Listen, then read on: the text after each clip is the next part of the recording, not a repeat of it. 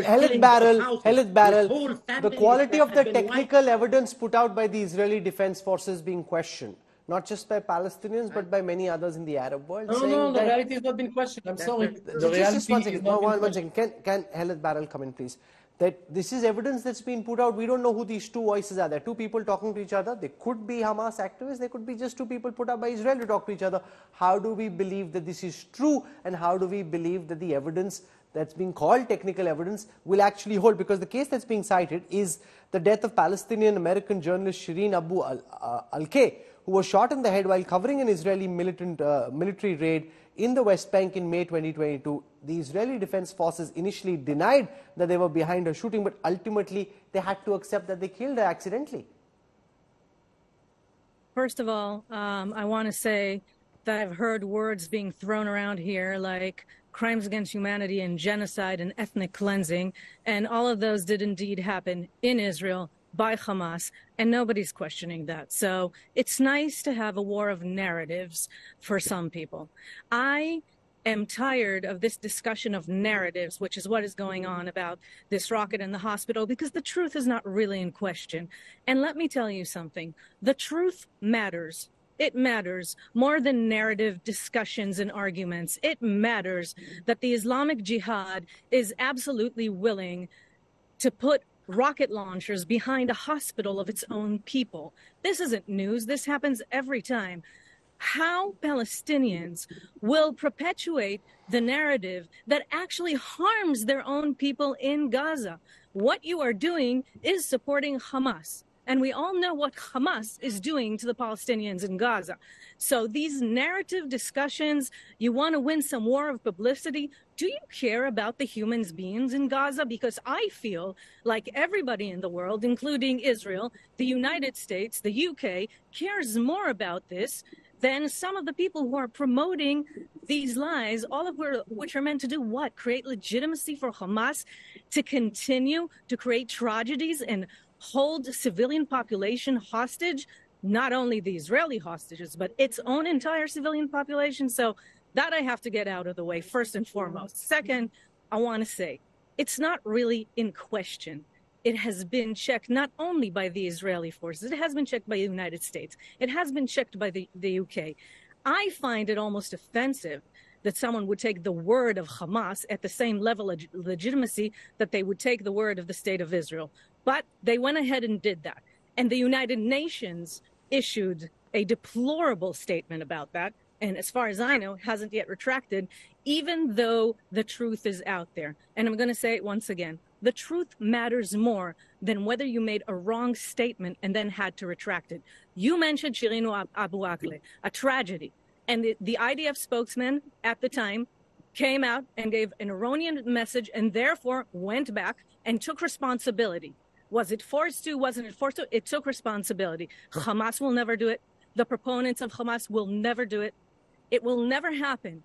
And the reason why the IDF took more than an hour to come out and make sure that it gives a precise statement about what did and didn't happen was exactly those kind of incidents before. It was thoroughly checked before anything was said, and it was rechecked by the United States. It was rechecked by the UK and others. So I am done with this discussion. It's true, but that's not even the question. Your speaker doesn't even care if it's true. He cares about winning an argument, not about saving human lives. Issa Amro, founder of the Youth Against Settlements. Now, here are the facts as we know him. We don't know whether it's the Islamic Jihad or the Hamas that fired, but in those images, rockets can be seen being fired from very close to where that hospital stood. Point number two, we haven't seen 500 dead bodies. Of course, people died, and that's terribly unfortunate, but we haven't seen, you've leveled a certain charge and then not been able to back it. All the evidence that's come so far has come from the Israeli side, including satellite images which are incontrovertible, which show that the building is still standing, that whatever it was, missile or rocket, it fell in the parking lot, raising very serious questions about the kind of propaganda that the Hamas is up to, apart from all the terror. Okay. I have very long experience in documenting Israeli human rights violations, and especially the Israeli military human rights violations. I worked with B'Tselem, the Israeli human rights organization, to document that violations. From my own experience on the field, on the ground, from many wars on Gaza, Israeli army lied many, many times. And this time they are lying. I will give you a small fact now. The recording, the voice recording Israel published, there is a contradiction between the recording and the videos they showed. This is one hand. It's different locations, okay? Second, the recording itself, it's not a Gazan's accent. My accent now, everybody in Palestine will know that I'm from Hebron, Khalili, because we have a special accent in Hebron, in Naples, in Jerusalem, and in Gaza. So it's a completely different accent. Channel 4 in UK announced that it's a false voice recording. So if there is something false in the Israeli evidence they talk about, it means everything is false. But for me, to be very honest with you, I want the Israelis who are talking in behalf of Israel now to accept an independent investigation, international investigation, to go to Gaza and investigate targeting the hospital. Is it the first time they target hospitals? No. 2014, they targeted hospitals. In the past, they targeted hospitals. And they claim that terrorists are hiding in the hospitals. So please stop talking about who did it. Let's stop the catastrophe. Let's open the borders for the humanitarian aid.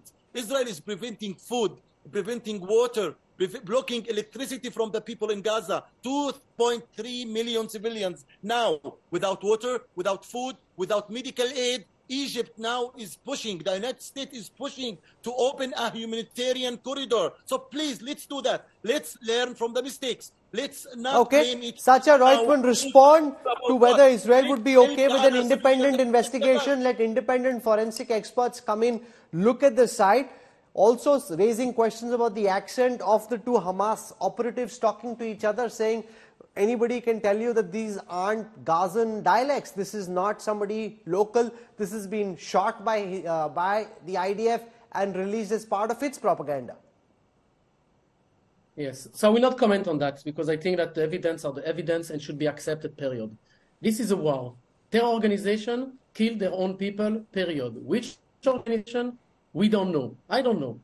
A rocket from Gaza landed into a parking slot of the hospital and killed dozens of people, period. This rocket is not coming from Israel.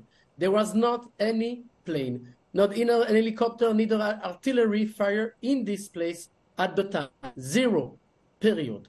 From that, there is only one rocket filmed from Gaza into Gaza. That's the evidence. That's been filmed by Al Jazeera in live, that's been recorded by cameras from Nat'l. It's been demonstrated by dozens of evidence, and this you need to accept. Now, I have another question. You are speaking here about Israel, and Israel. I would like to hear two other speakers, and I would like to hear your voices condemning the actions of Hamas against the Israelis that have been murdered in Israel with a genocide crime because it was organized, dedicated, and by international law, it answers every definition of genocide.